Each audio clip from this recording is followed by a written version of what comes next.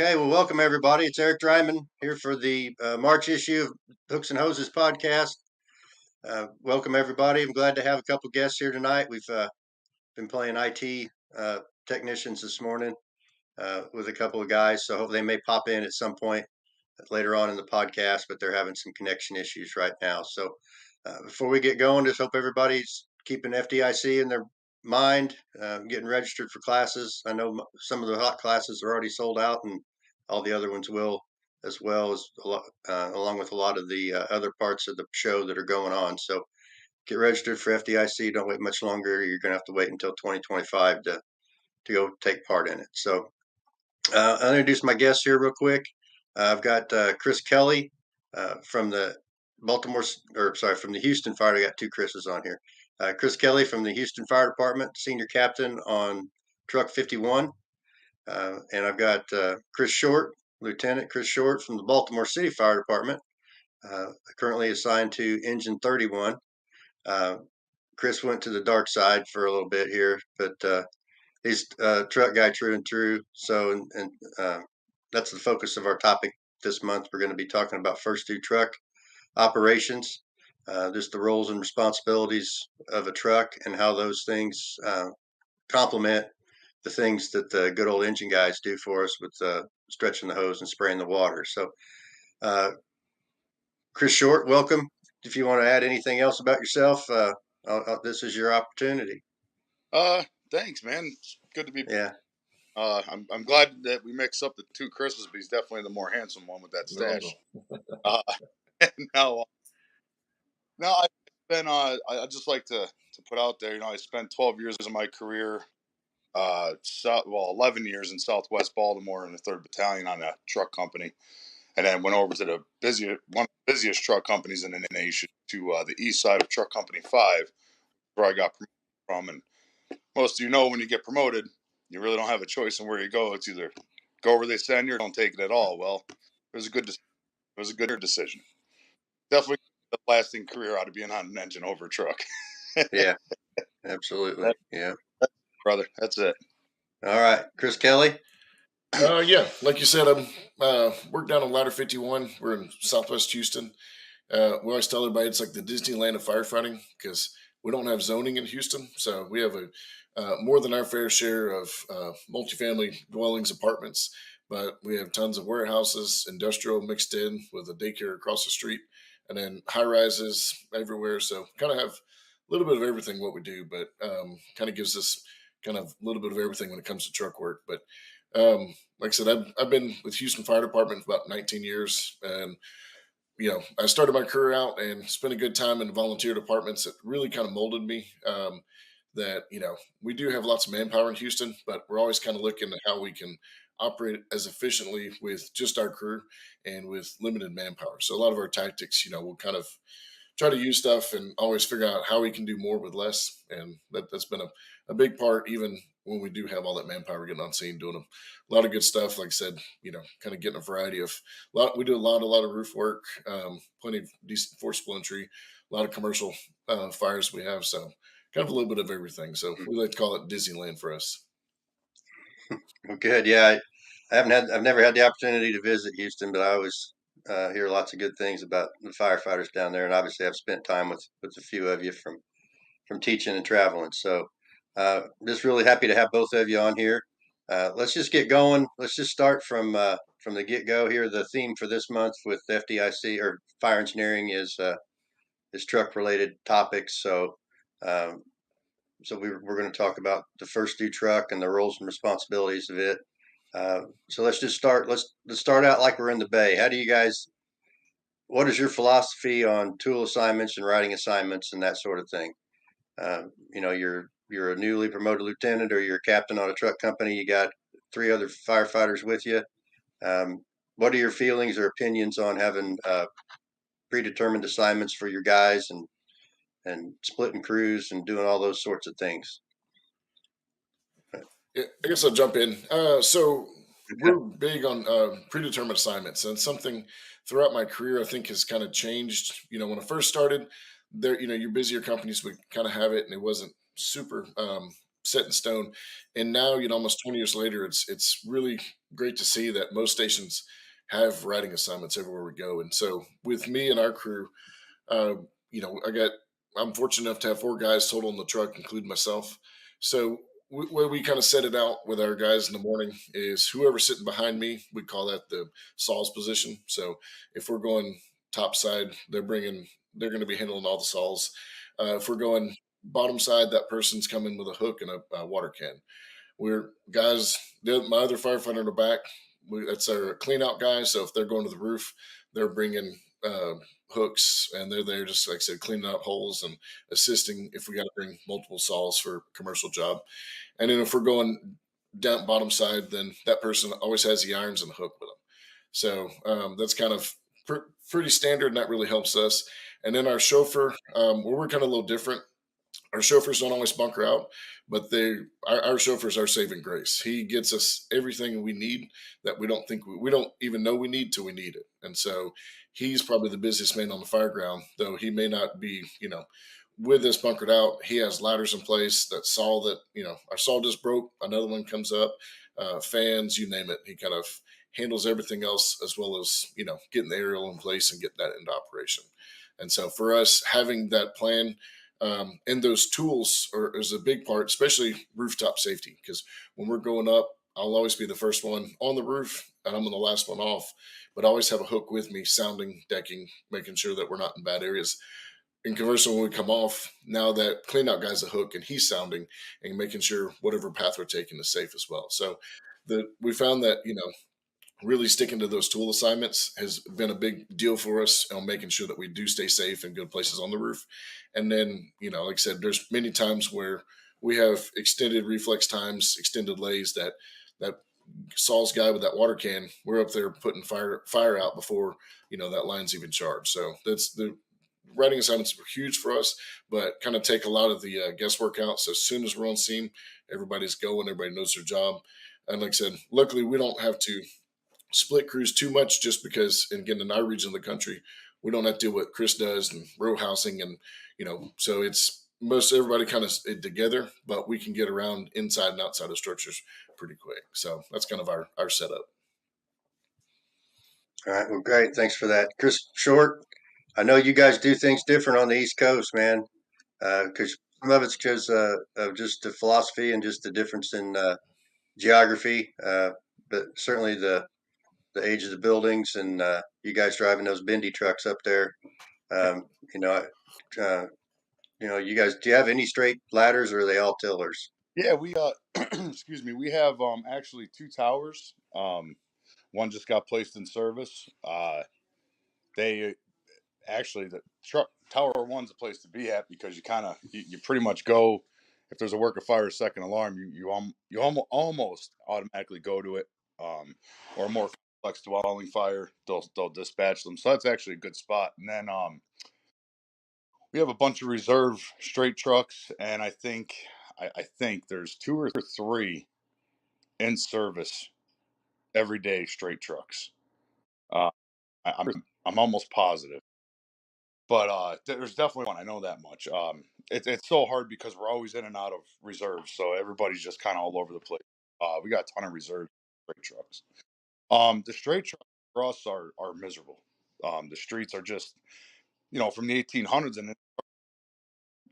and got back then, and even in the 70s, 80s, 90s, you were lucky if there was one car. Now everybody's got five cars.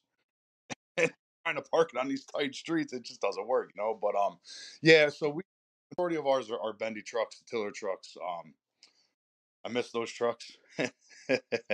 uh, but no, we're very, very old school in our ways of stuff. We don't like to change it too much, and this is one time that I will say that change isn't always the best, so to speak. For us, we ride four firefighters on a truck and an engine. But our driver actually, so first new truck company, I'm very, very, I'm a huge stickler for know your tools, know your job. It's not going to change unless we change it on scene. So having that predetermined, this is what you're going to take, this is what you're going to do, it does wonders for your crew. Helps with accountability, helps command. It helps the overall operation of the dwelling or the high rise, whatever you're on. So it is a very, very good tool and resource to utilize if you can get it to make sense for your company, so to speak. We do things very different. The roof man is the driver. He's alone. He goes up by himself. Excuse me. The officer, he is responsible for forcible entry. Side alpha goes in the front door and he operates with the engine company. And he pretty much stays by the engine company throughout the first two engine company. The step call it, so the back step firefighter, left step, or that's the right step rather. The right step sits right behind the officer and he meets the tillerman in the back. Or if you got a left step, if you're a straight truck, there'll be a left step and a right step. So they meet up with each other and they grab the ladders, get the ladders in place. So what we do is we work to the right of the structure. So if 2503 is on fire, we're going to throw ladders to that. And if the numbers go up and it's going in that direction to the right, then we'll go to the delta exposure and ladder that building. So we work kind of clockwise in a roundabout manner. The step man and the tillerman, or the step man and the left step, they're responsible for the second and third floor for first due. So they'll go up, scale the ladder, take the windows out, come down. We have a lot of obstacles in Baltimore City. It's a very different city, especially my area where the engine company is. I still run with my old truck company of 5 in the east side, but we have Johns Hopkins campus. We have we got a ton of high rises. So that can kind of hinder things. So if we get a high rise fire, the everybody's gotten on the same page in the MOPs, the manual procedures, which is most people's SOGs, is one person from the truck company is going to man the elevator, lock the elevator in firefighter mode, and then they're going to operate for the high rise. So anybody needs to go up, they'll, if it's with 7 stories or above, they're going to operate the elevator for the crew coming in. And something to think about with too. I'm actually kind of glad because this kind of sparked my mind a couple weeks ago when I was doing training with the crew. Is let's face it, in the fire service, the lowest man on totem pole kind of always gets the crap end of the deal, right? We always, oh yeah, that's a new. They'll be fine with that. Leave him there, right? Well, think about this: if you're leaving your new guy with the elevator, does he or she doing like that could be their first on the wagon. Like, are they that the person you want operating that elevator? And like I brought up to my crew, because I'm a big firm believer in, when you're teaching somebody, ask the questions, let them answer it, let them talk to you. You trigger it, let them pull the trigger, right? So like I said, then I said, okay, well, that's your new guy. Do you think it's beneficial for us or for the fireground to have that new person in that elevator, operating that elevator on their first one or their first building fire? You know, And then I turn and say, well, you got 3, 4, 5 companies upstairs. Do you really think that your officer should be staying with that elevator and operating that elevator? So I'm trying to push in their minds of like, hey, it might be your driver, it might be your senior man, it might be, you might have to deviate than what you normally do, and that would be the only time you'll do that for that kind of instance, because you want it to be cohesive. You want somebody that knows what they're doing. So although you have a standard operating within your company or within your department, you got to remember too that there's going to be times you got to turn around and say, hey, you know what? We're going to have to do this right now. And here's what we're going to do, and hand those tools off to that person. So that's just something with predetermined writing assignments and predetermined tools that you really want to keep in the back of your mind to carry out your mission and come out on top, so to speak. But yeah, I mean, standard dwelling fire, it's Tillerman and the step man, or left step, right step, work together. Your officer's going in the front door, forcing entry, and your driver's going to the roof by himself. But the thing of it is too is now you got to add in. We have I think 11 to 15,000 vacants in the city. So there's a lot of board up There's a lot of bars on the windows. So sometimes, like one thing I did when I was a tillerman was I'd send my step man up if conditions dictated, and I would stay down there on the sidewalk or where, and I would start opening up so more companies came by. Last thing you want to do is have bars on the windows on the first floor, and then boarded up windows on the second floor with screws every 5-6 inches apart, and trying to like go back and forth. Where you could find somebody, Tillerman could work on the first floor or the second floor, getting those getting those windows open up with the bars and the plywood, and then send your step man or step person up to finish the rest of the dwelling. So that's just stuff you got to keep in mind with the predetermined, and that's very too, because you could take, hey, your standard row home fire, your standard dwelling fire, your ladder, you're going to take the window out, and this is where we're going to start. In reality, you're still doing that. You're just like, hey, if you come across this, take this extra tool with you.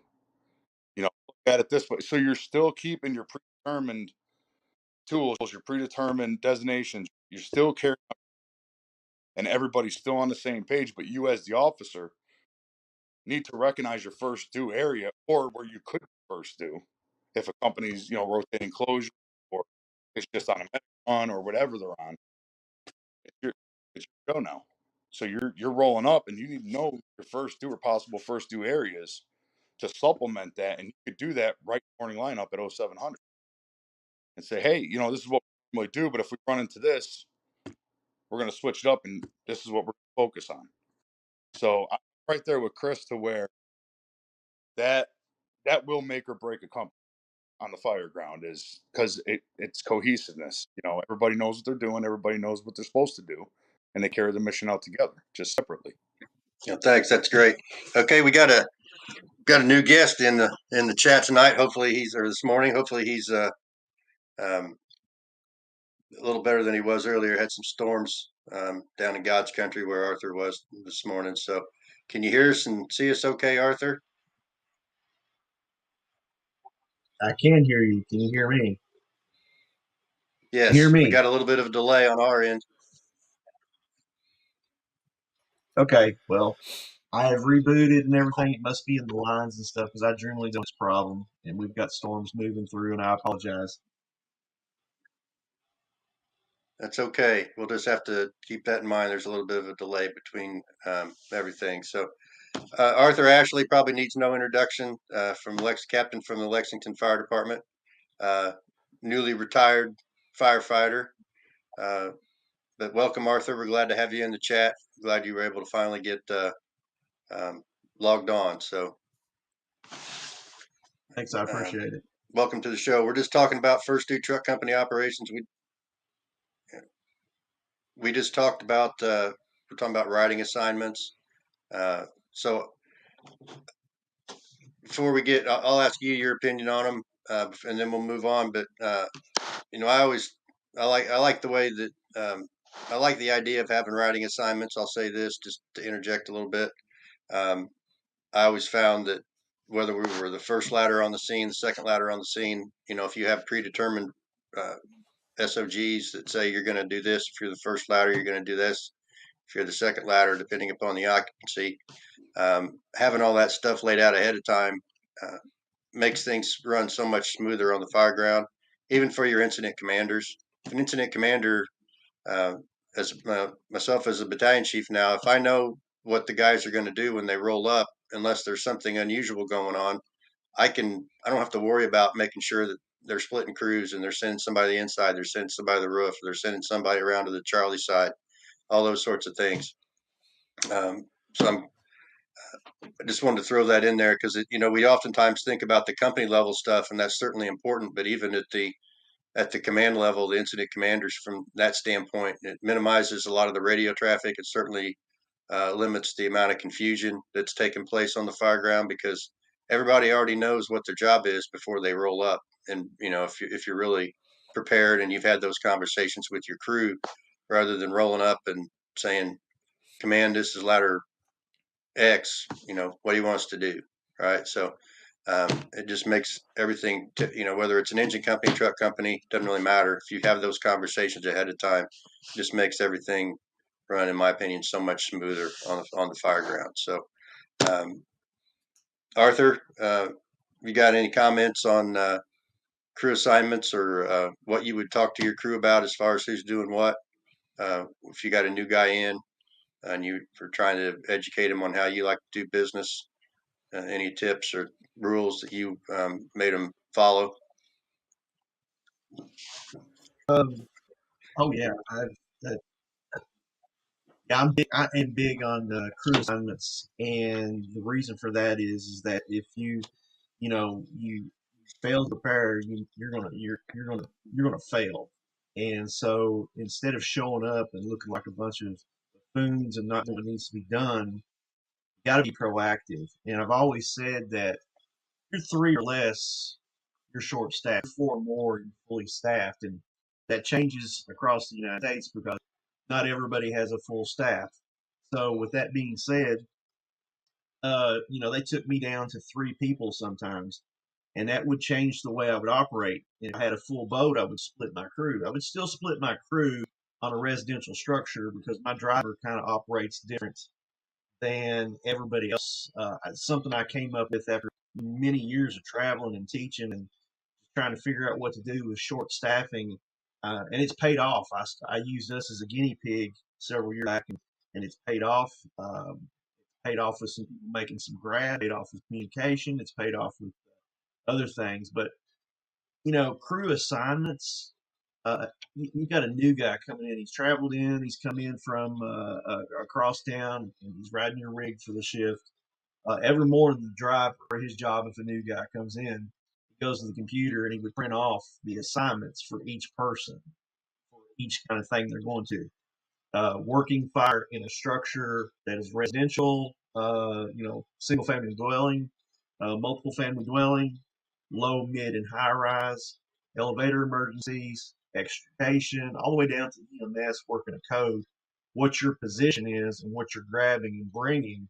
And it cut down on the chaos, it cut down on the time. I didn't have to tell anybody what to do. They knew what they're bringing, they knew what they were doing.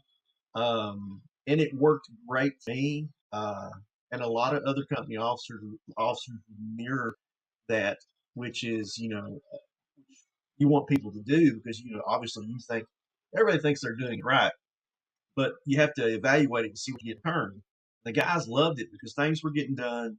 District chiefs were loving it because they knew we were getting stuff done. It just streamlines everything. And I think you set yourself up for failure if you don't prepare to have your crew to be split, to have your crews ready for roof ventilation or anything like that. When you come off the rig, you don't have to think about it. I don't have to tell them anything. They're grabbing their tools. They know where they're going. They know where we're heading. And they know what needs to be done. And it's just like it's just a thing. That's part of leadership. That's part of being a good company officer is to look at the strengths and weaknesses of your crew, and also look at the strengths and weaknesses of your truck. Where do you need to fix it? Where does the guy have his hand held a little bit till he be brought up to par and all this and that? But if you don't have crew integrity and positions, you're planning to fail. Now, I can easily say that because all of us have come from a department where we're paid, we get on the rig, and we've got 40 plus people on scene for a first alarm assignment. And I'm like, we've got more people than we need most of the time. But then we got to look at the fire department USA, their staff, and things like that. You've got fire departments coming in that they're engine-based fire department. They don't have truck companies. And so they're going to have a pregame plan of while they're coming in, they're being assigned, and they're assigned as a truck company, so they know that their mindset changes to a truck company operations. They're going to have SOPs and policies and guidelines, which I don't like those sometimes. I like them to be a little open-ended where you can adjust or have that company, have that battalion chief, district chief, wherever you're at, call for what he needs when they come. But it has to be assigned, if not ahead of time, it's got to be assigned on. No fire goes out on a good note without good truck work. And so if you don't have that part of your foundation, your truck works.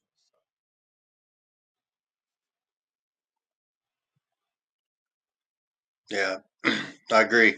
I What do you guys think? And I get on this soapbox, particularly when I travel around and I teach or visit departments that are smaller. But some people say, "Oh, well, we can't do it that way because we're not career. We don't run with four guys. We only run with two."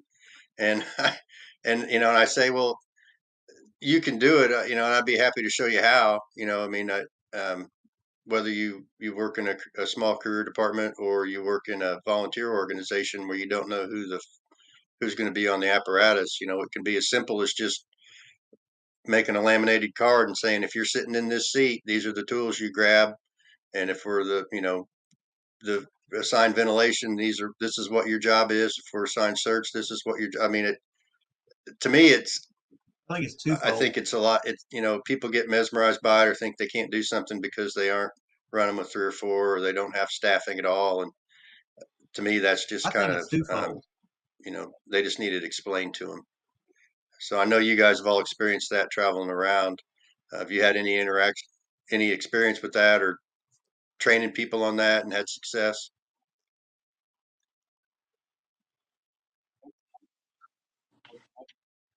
Seems like almost every Go ahead, Kris. Short. I said, excuse me, it sounds Mhm. like every other training we've been to teaching because, they're calling us there for a reason. And 96% of the time it's low staffing and what to do. And sometimes the biggest hurdle, honestly, is just trying to get them out of their own mindset. And one way to do that is start with prioritization. Your engine company can only do so much. I mean, say say a pretty big setback and they're taking an alley line of 400 feet. I mean, they're going to have their hands full. So maybe your priority should be getting to that door and getting it open for the engine company, and just kind of breaking it up with that. But again, you're not going to know that unless you know your first due or second due area to where you're going to be running into. And once you change their mindset or our mindset, which is the hardest thing to do with firemen, once you do that, it starts to make sense, and everybody starts to realize, like, hey man, we only have two people, but we're a two people wrecking machine. It's said that one Navy SEAL is as good as five heavily trained soldiers. Well, you could do the same thing with us if you just get out of your own stubbornness and realize that there's a lot you could do with two people. Yeah, you're going to be tired, but if you start your prioritization immediately and work off of that, two people could do a lot of damage. Yeah, Art or Kris? I'll jump in. I think the big thing is that people have to get out of this mindset that fireground tasks are associated with the truck that you ride in on, because that engine's going to show up on an EMS call. It may show up on hazmat. It may show up in a variety of stuff. We have no problem changing to that, but somehow we think truck work, it's like, oh, it's the guys in the ladder truck. If you're, like I said, Nowhereville, USA, you might all be engines, but you may first engines in place. You're not doing truck work, even though you don't have to have a ladder on your truck. The fireground tasks are not, it's not a hard thing on what truck you come in on. And so I think that low staffing, you have to look at the task, and tasks are assigned, and it's maybe not so specialized if somewhere where you have lots of staffing and lots of trucks showing up. Yeah, I agree. Arthur, I saw you have your hand up earlier on this question. Did you have something you wanted to add? Yeah, I think it's fold, and the reason I say it's twofold is because I think that the first part, I think it's that there's a lot of people who've never been shown an aggressive right way, and I think that's been passed down through generations of firefighters that didn't know, were never shown. We all didn't know stuff until we were shown, and that's how we gained our experience. And then the second thing I think is that I think I think some people use it as an excuse not to do stuff. I think it could be the fear of the unknown. It could be the fear of their lack of training, fear of their lack of experience, their knowledge, their leadership, uh, their tools, their resources. It could be a multitude of things. I mean, we've all been in our teaching, traveling around the country. I can speak. I've taught with both Chris's. I've taught with both Chris's, and we have been to some really small places before. We've done some stuff, and we've all seen some stuff. And I come from the foot of Appalachia. I can tell you where there's stuff that nobody knows. You have to push volunteers to do stuff, and it's just it's it's sometimes just they need to be led in the right direction. There has to be the right person or persons teaching them and leading them in that direction with the right mission. What is the mission? I mean, overall for me, the mission is saving people's lives, and we build off of that. I've also said that I'll never take anything away from an engine company because they put the fire out. And Andy Frederick said, more lives are saved with the properly placed hose line than anything we do. And I agree with that 100%. I also have to add my part to it. It has to be in the right hands of the right person, right placed, used correctly. And I've seen that so many times where I shake my head and I go, what are you doing? Especially when I'm, volunteering. I've got 1,000 gallons of water, and I know I've got 6.5 to 7 minutes of water. And if it's in the wrong hands of the wrong person, we're wasting water. That's small town USA firefighting right there. And if you don't have a truck company, at least a plan of doing something, we all know that we could go in on some of these fires that we see. I don't like the armchair quarterback any videos. We talk about them, but a lot of us, and we've been on these fires. We go in, we pull ceilings, we got fires moving down a hallway, we get room, we start pulling ceilings above us. The engine's working with us. They're not hitting it till we're telling it to hit it. They're letting us pull it. They're not darkening it down. We can't see and all this stuff like that. That's gained through knowledge and experience, just experiences. These guys don't know that. And anytime I go somewhere, I take that in consideration, man. You've got to, I would love to be able to train the world doing this stuff, but we can't. And I think it comes down to not knowing how to do things and using it as an excuse of not to do it. We've always done it this way. Well, that way is not working. You're burning houses down. People need you, and you're not responding. You got to protect the citizens of your community and the visitors of that community. What are you doing?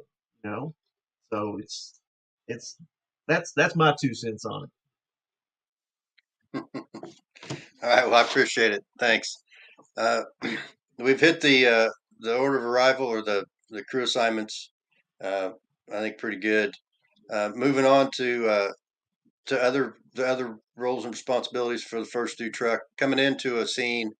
As far as apparatus placement and size up goes, let's just talk about that and give everybody your experiences and your talk about your knowledge when it comes to that as far as things you're looking for that maybe the engine's probably looking at things differently, and how a size up for a truck company officer is going to be different, or even the chauffeur himself, the EVD, how that size up and what you're looking at is going to be different than say an engine company or squad company or somebody else. Yeah. So your truck company, like in my areas, um, one thing I was taught by the very old school guys or old school drivers, something I like to pass on is you got to pay attention to your scrub area, regardless of what it is, whether it's a row home, a building, an apartment complex, whatever it is. You want to have the optimization of that aerial or the tools that are on it. And one thing people don't think about is how fast something can go from going in, putting a fire out to defensive operations. Well, once everybody gets there, you're not going to have a chance to move that aerial. You're not going to have a chance to move that. Not aerial, I should say truck. You're not going to have a chance to do that most times. And 99% of the time, the engine forgets that they could stretch hose line and we can't stretch but 90 feet of our aerial or 110, of our aerial, depending on how big it is. And we only have a certain amount, X amount of ground ladders. So they'll park and completely block us out sometimes. So it's good that a good driver or a good officer work together and know, again, it comes down to knowing the areas that you respond to. You like we got row homes. So a lot of times I taught people, and I didn't realize it until I got older and beat up on the job, to where the closer you are to that building with that filler cab or the rear of that truck, the easier your life gets for throwing ladders, especially in East Coast or parts where there's snow and ice and just terrible weather. That's just something in the back of your mind you got to think about that you wouldn't normally like. Yeah, they'll be fine. It's part of their job. But that saves seconds. That saves energy. That saves everything under the sun. But you don't get that unless you know about it or somebody teaches you that or you start thinking outside of the box and get out of your own mind about it. And we'll pull right to the address side, like even on medic runs, when I was driver, I would pull up to every medic run as if I was going to a dwelling fire. And I would pull just past the address to where the back of my ladder truck was right there at the door of the address that was on fire. That would be on fire where the emergency is. The other thing is too is take advantage of those times to where a good chauffeur, a good EVD, a good driver, a good senior man, a good officer knows the cons of their apparatus, knows what it can and can't do. And take that time when you're on the street, no matter what the emergency is, no matter what the call is, what reason you're out there. And hey, I could fit in between these two cars with my H-style outriggers or A-frame outriggers or whatever outriggers you have. Take that time to start spotting it that way. So as soon as that box comes in, it doesn't matter if it's 3 a.m. and it's hellfire and brimstone. You're going to be focused on what you got to be focused on. You're going to plant that apparatus exactly where it needs to be every single time without hesitation, without even thinking about it. But again, that's something that you have to get out and you have to practice. You have to look at every building, even high rises. Like people, well, aerial's not really going to do much on high rise. Sometimes it's not about that. Sometimes it's about you might need a flying standpipe, and that could easily reach the 5th floor. You want to be in a position to be able to do that. You don't want to park there and have your mindset of, it's only a high rise. I could do with the aerial. You don't know that, so you have to treat every dwelling the same, every same for the most part as far as spotting the apparatus. Best position for the best scenario and what's best for your crew, what's going to be best 2 hours later. And that's what you want to be looking at. You want to look at the what, when, where, how, then now. And if you could do that, you're going to set not only yourself up, you're going to set that whole fire ground Yeah, up for success good in explanation beginning there. So stages. for some of the audience who may not be clear on it, Lieutenant Short, explain to the audience what you mean by scrub area. We all know what that means, but some people may not. So yeah, scrub area is basically maximizing the area in which you're going to be able to work in or access in a grand scheme of things to kind of simplify things. So when I was a driver, I would try to row homes, we call it the spine of the building, right? It's the party wall or the firewall that shares the two dwellings because obviously the row home's like a townhouse. So to max my scrub area, I would park that so when I threw my aerial, it went right in between those two buildings. And I could access each exposure. Sometimes I get all the way down to Bravo 2 exposure or Delta 2 exposure, which is two dwellings down from the actual fire building. The other thing it would do is set me up for success because if something happened on the fire building itself to where the roof got too spongy, I had the spine of that building right where my aerial was that I could easily get off there or I can move it over and operate on the Bravo exposures. So you're maximizing how much area you could actually work with your aerial or apparatus tower, whatever you're driving or operating. That's the simplest way to put it. All right, thanks for that explanation. I know some people may be newer to the job or to the fire service and may not understand what that means. They haven't heard that term before. So thanks for explaining it to us. Arthur or Captain Kelly, either one of you got an opinion? I know you got opinions, but who wants to go first? I'll jump in. Yeah, All so right. for size up and placement, is very critical for us, and it kind of goes back to what we're trying to accomplish. The engine gets there; they're getting water on the fire. Our biggest threat that we run into on fireground with our building constructions, we have a lot of garden style apartments with big common attics. So we'll have 10, 20 units long. So when we're pulling in, yeah, we're looking to get Scrub area is not as big of a deal because most of our upper floors, usually we have, most of them are two stories. So our ground ladders can actually access those even easier. So our big thing is looking to where we can get that aerial in place to get roof access. But as soon as we're pulling in, we're already looking at smoke conditions. So me as a truck officer, I'm trying to figure out, is this fire still contained? Is this a small cooking fire? Or is it already pumping smoke into the attic and starting lateral spread? And we find that when we don't control that lateral spread, that's when the ladder pipes go up and buildings go down.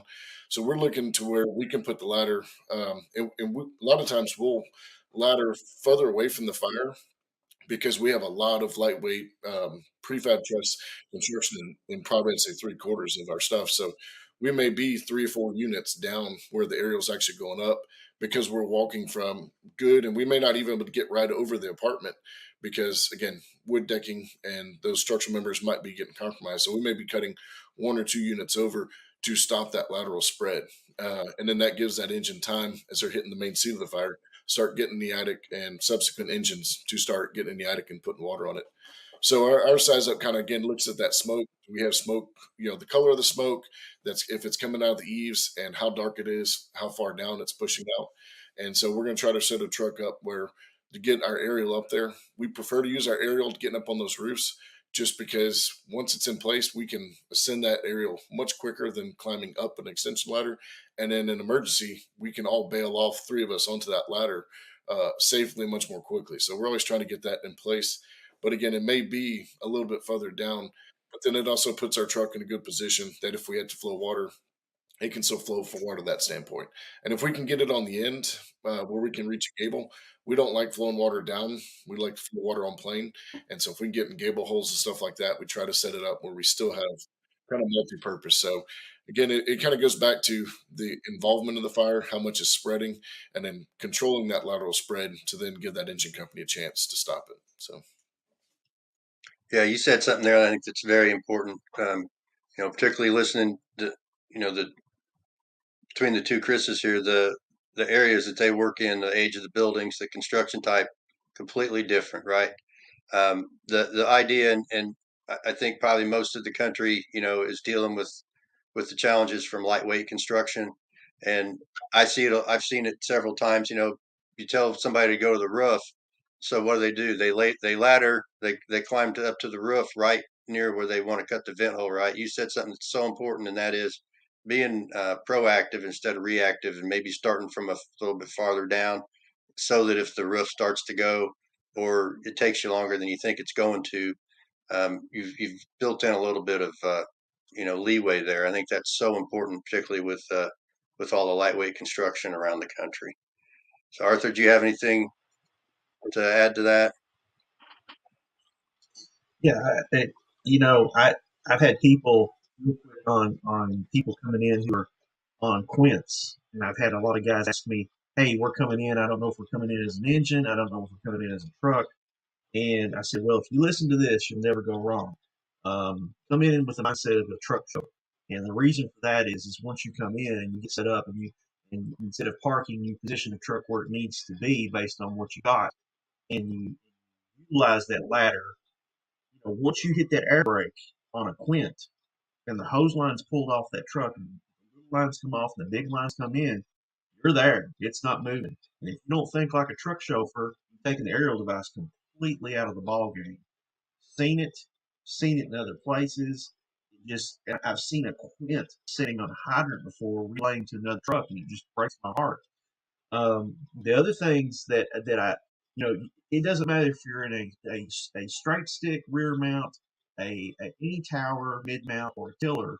I like to see if you're working the first, second, or third floor that you know the swing reach coming off the side of the truck of your ladder. It could be 30 to 35 feet. You need to know how you need to be away from that building. You may be pushed up against a bunch of cars on the right hand side, so you may have to short jack. You have to know how to short jack. You're coming in, you're looking at power lines.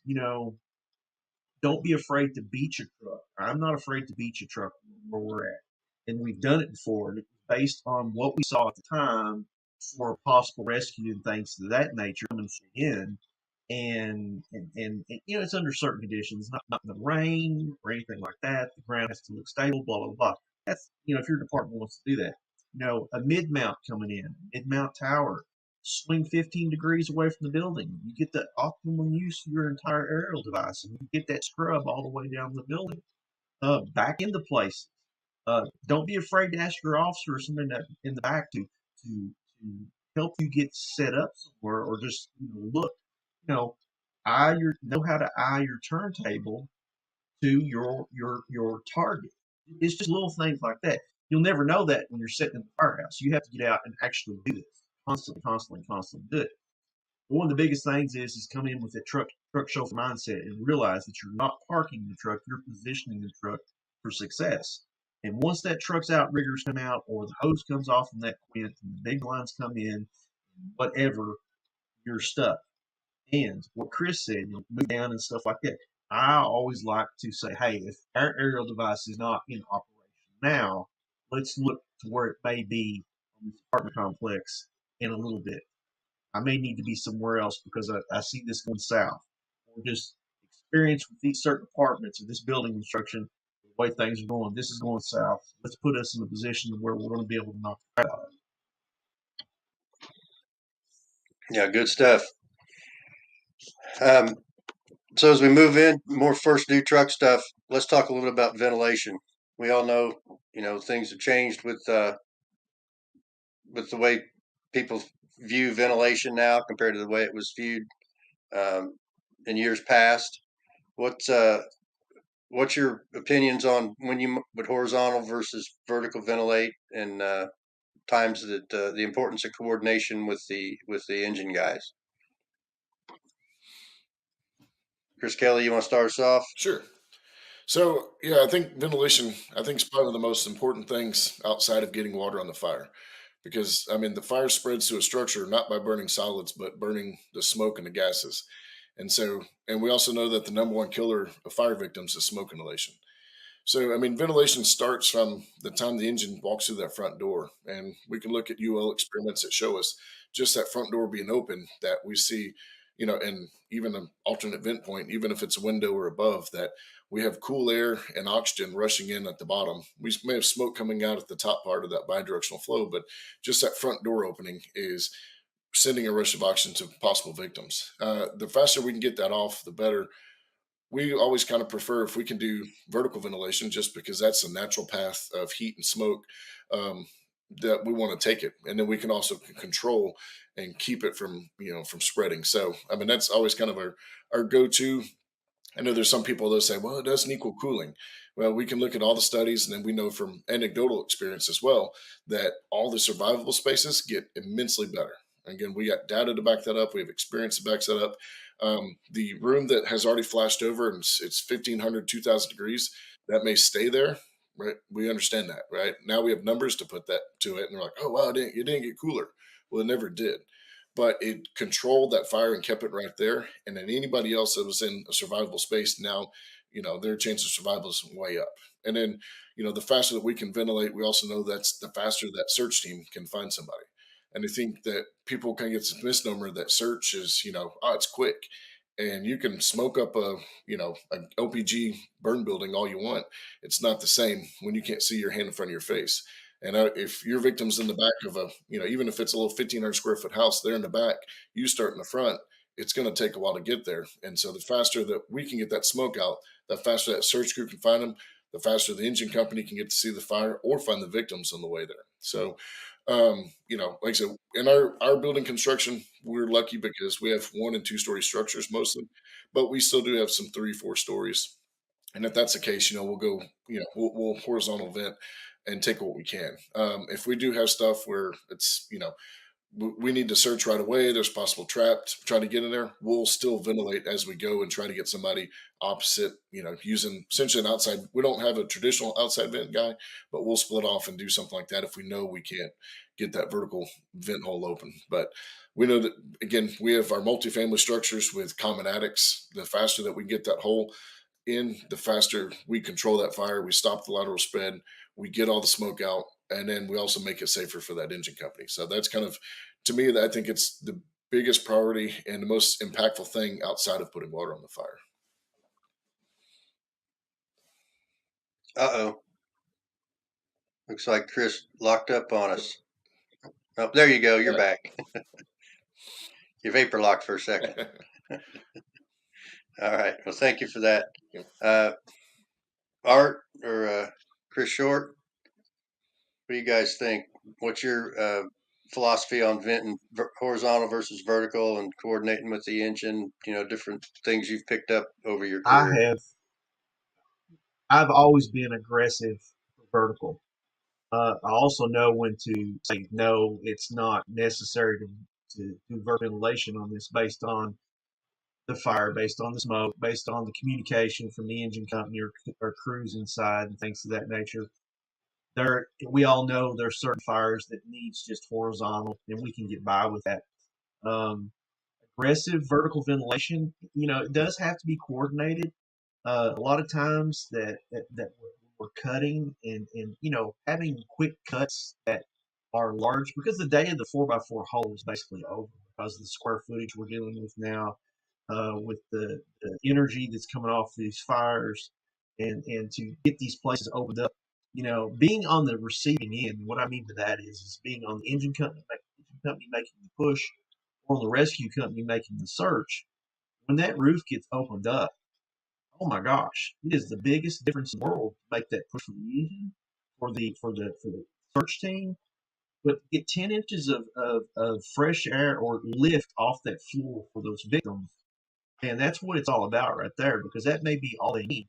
And so I'm big on vertical ventilation, and and this sounds crazy, but there's a method to the madness. We'll go ahead and we'll start a quick dice cut of 4x8 cut even before the engine even starts to get. Say we're ahead of it.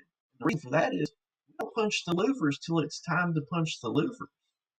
I already have the cut. I can already have it ready to go, and as soon as they start to hit it, or they make an entry and we're communicating, we start punching the louvers. Then I decide, do we need to open it up anymore based on what I'm seeing coming out of this hole? Is it a vent ignition? Does it ignite as soon as it comes out? Is it heavy smoke under pressure? It means I need to extend my hole. Is things getting better inside or not moving or anything like that? There is nothing wrong with being proactive, but you have to be in control. Guess what? If the engine loses water, something happens, I can shut those louvers and control them. It's all about control. It's vertical ventilation. There are places in this United States. There are large departments that I have been at, that I have taught at, had people in the class that will not go to the roof. And the first thing that comes out of my mouth is, I feel sorry for your engine company and the victims. And that's the truth, because I mean, those, you've never had somebody vent a hole above your head and you're taking a beating on a hand line. That's a true beating when you're trying to make a push, and it gets everything out of you. As soon as you hear the saw start up, you can feel it. You guys know this. You can see it. You can feel it. I mean, sometimes it's amazing how fast it is, and sometimes it takes a little bit more depending on what you're in. But I think vertical ventilation also has been over the years in a lot of places, and I'll go ahead and I'll say this: Florida is getting better at vertical ventilation. There's a lot of places in Florida that won't do vertical ventilation, and I think it's because for years they've never done vertical ventilation, and the fear of getting on lightweight truss. I get on lightweight truss all day long.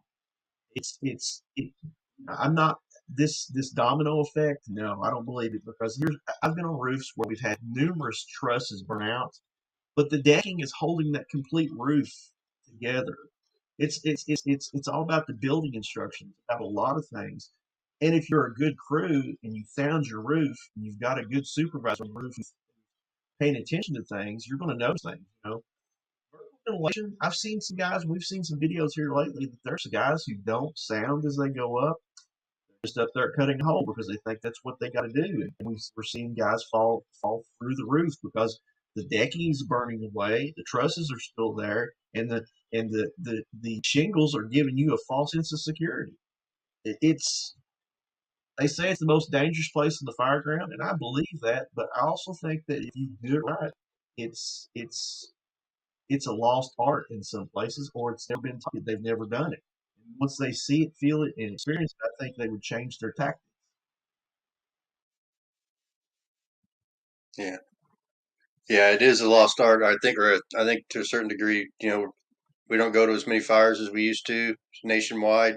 Fire runs are down, and you know, going. You got to get on these roofs. I appreciate that point you made. You got to get on these roofs and actually feel what it feels like going out to a training academy or building a prop out behind your firehouse. To simulate a pitched roof ventilation. It's certainly better than nothing. But if you haven't been on a spongy roof or you haven't experienced, that natural bounce and flex and stuff that you get, to know what you're feeling, and that's just normal. It's not that the roof's given away, or if it feels like more than normal, then maybe the roof is given away. But you guys know what I'm talking about, particularly with the lighter weight trusses and the engineered wood and stuff. It just feels different. You can go up on a house that was built in the 1930s or 40s and walk on that roof, and hell, you may as well have been walking on a concrete sidewalk. And then you go to a house that was built 6 years ago, and you're walking across it, and it's about like walking across the trampoline, and that's just normal.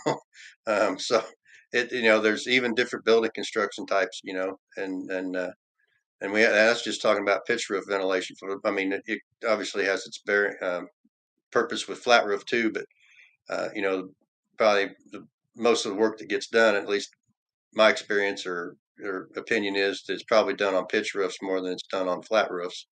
At least except for maybe Short's world, which everything's got a flat roof, I think. But for the rest of us outside the East Coast, I think it's mostly pitched roof work that's getting done on a regular basis. So, um, what else? Are there things we haven't?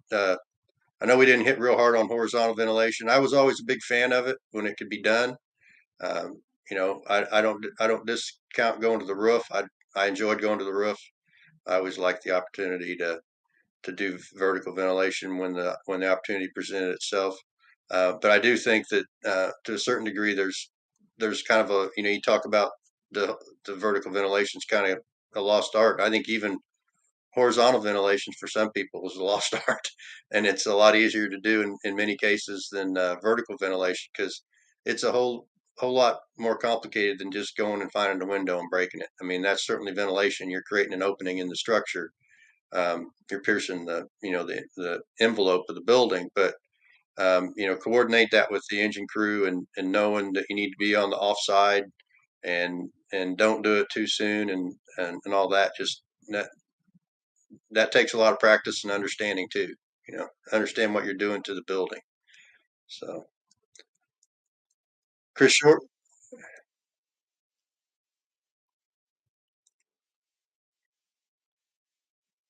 Yeah, you were talking about horizontal, vertical. So like row homes are weird, man. And I like my row home I live in now.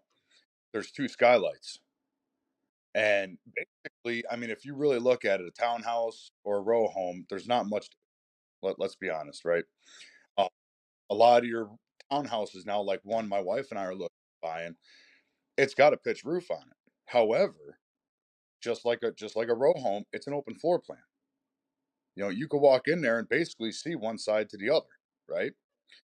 So if you're looking at a vertical, you got to look at the chimney effect that's going to have. Like you could have a basement fire, and or well, I mean, depending on a townhouse, it'd be a first floor fire. But that's going to go right up that stairwell, and then that's just going to, until you put that fire on it, like something I think was Art mentioned before, that energy that's coming off of these dwellings now, that's going to push right up to the top floor, right? Maybe that vertical ventilation isn't what you need. Maybe you need to open up that first floor, open up that second floor, and just do horizontal ventilation, right? Um, Unlike vertical ventilation, you can cut that hole anytime you want. If you got a second floor fire and it's 2 story, where's that fire going, right? We talked about before how everything rises: heat, smoke, flames, everything rise. So you cut that hole in that roof. I think Art said it before. All you're doing is gaining advantage for the engine. So the faster you get that hole open, like I got skylights. That's the first thing I take out is skylights. Um, then I start cutting my hole because what's the worst that's going to happen? It's going to go up. Okay, that's what I want. That's what we want it to do. That's a purpose of vertical ventilation, right? So now we go to horizontal ventilation, different thought. That like I had a dwelling couple weeks ago where it was sealed up so tight. I called in nothing showing, and it was clear as day. Well, as soon as we took that door, it you saw the air rush in, push the smoke, and the next thing I know, it was banked down to the floor all the way out to. Everybody got there and was like, they're getting ready to vertical ventilate. They're getting ready to open up the second floor, and I called the basement fire. Well, it was sealed up so tight that it was just it wasn't moving anywhere. Well, as soon as we opened the door, it literally shot right up to the second floor and was barreling out the second floor, nice thick black smoke. All it was a basement fire. Would that be a time to vertical ventilate? No, there's no reason to. There's nothing up there. There's nothing beyond the basement. So what you'll do is you open up the first floor and open up the basement best you can, and put some fans in place, and you'll move just as much smoke as you would if you vertically ventilated on a second floor fire or third floor fire. But one thing you got to remember is if you don't open up those windows on that first floor, wherever I'm just using first floor as an example, wherever you're going to be horizontally ventilating, you're not going to do any good unless you open those windows all the way. You get rid of those screens. Screens block 85 to 90% of ventilation. Even if you just open a door or open your window on a hot day, if you don't move those windows just right, you're not going to have any ventilation in your house. You know, it might be better off opening on the windward side or, where the wind is blowing against, opening that bottom part of that window all the way. But then on the opposite side of the room, open the top window because you'll actually move air. It's not always just about taking the whole window out and opening that place up to vent. You might have to take a second and actually think about how this smoke is moving, how it's traveling, where it's going, what way the wind's blowing that day. Where's the best possible place to put that positive pressure or that negative pressure ventilation to optimize that horizontal ventilation.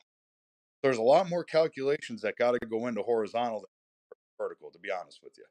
And that's just in my I'm a firm believer in getting on that roof, opening it up as quick as possible, right over where they're going to be operating, and start working your way back. I mean, you might end up cutting the whole roof off. You might end up just popping a skylight and putting a big as hole as possible in one area, and that might suffice. Where vertical ventilation or horizontal ventilation, there's a lot more calculations that got to go into that. You can do a lot of damage opening up windows that you shouldn't have opened up, that people just weren't ready for. You can't go in and take windows out when an engine company's not in place. That's a terrible idea. You're going to get somebody hurt. It's going to move that fire, and that's just things that you have to take into consideration. So, like Art said, it is the most dangerous place to be. Is 100%. But at the same time, if you know your roof construction, know what you're doing, it could be one of the best places to do the best outcome. Very little can go wrong putting a hole in a roof. Let's be honest, right? But we've seen, I mean, I've been victim of it where I spent days in a burn unit because somebody took the biggest window out before the hose line was in place as my partner and I were doing so there's a lot more calculations and a lot more experience that needs to be gained when doing or talking about doing horizontal ventilation. And you got to look at your building construction, row homes, townhomes, especially nowadays, townhomes ain't matchstick. It's just waiting to burn. It's all wood. It's all what do they call that? Commercialized wood, so it's just glued together. That fire is going to travel faster than you'll ever see. And one way to minimize that is by keeping it in one area. If you got fire blowing out or smoke blowing out of the turbulent smoke coming out the first floor alpha side, it's probably okay to take those windows as long as the door's getting shut and it's being controlled somewhere in that building. Because that's it, why that engine company's getting in there and putting that fire out. I can tell you firsthand, especially now that I'm an engine boss. I never thought I'd see that. I've taken the beatings, And I'm sitting down there as a guy that was on as somebody that was for almost 12 years. Open that roof up, open them windows. What the heck are you guys doing? Get that opened up. Like it still has to be somewhat calculated because it's going to determine what the best route of travel for that smoke and all that toxic crap that you're taking a beating from is going to go. And if you don't do it just right, you could really, really hinder the performance and the outcome of that fire. Yeah, absolutely. I appreciate your comment you were talking about when you said you were going around opening windows and opening the bottom sash versus the top sash. And it's not a serious story. It's a funny story, but I can remember being on a truck company and having chasing a captain around a house one day because I was going around closing windows. And the next thing I know, I'm chasing him around and he's opening everything he can find. And I'm saying, "What are you doing?" He goes, "Well, we need to ventilate this place." And I said, "I'm working on it, but I can't pressurize the building to ventilate it if you keep opening all these windows and patio doors. So let me do my job. You go back and manage the hose line." So finally, he agreed to let me do my job, and he went back to doing his. So, but yeah, it does understanding what you're doing to the building, the building envelope, and everything is great. I like Dart's point. Truly, I'm waiting to start seeing publications change from the typical 4x4 recommendation for vertical openings and cutting a roof. The old 4x4 days are gone, right? I mean I like to use the example of the door that a 36 by 6 foot 7 foot door. You got 18, 20 square feet worth of ventilation opening you're creating with the front door compared to only 16 with a 4x4 hole. So I see for that, that certainly being something that's going to change. Whether it officially changes and one of the publication books puts it out in their recommendations, or it's just by word of mouth. Word gets carried, and everybody starts to realize that that's no longer the way to cut a roof. But good stuff, fellas. I really appreciate It's it's actually in a book. it. Is it? It's actually already in the book. It's just I just got done. We just got done writing a book that's coming out, and the ventilation with the 4x8 hole starting is in there, and it explains about the 4x4 hole being like when they started with the IFSTA manuals, where they're basically our 900s. Back in the day when we had smaller homes and all this and that, and the 4x4 hole. And then we did studies. Everybody did studies, and we started to see and everything. But yeah, I threw that in there because I felt that it was important to start big. At least a sheet of plywood decking to give a person an idea of what size they need to be. And that's roughly about 5 trusses, 60 inches on center.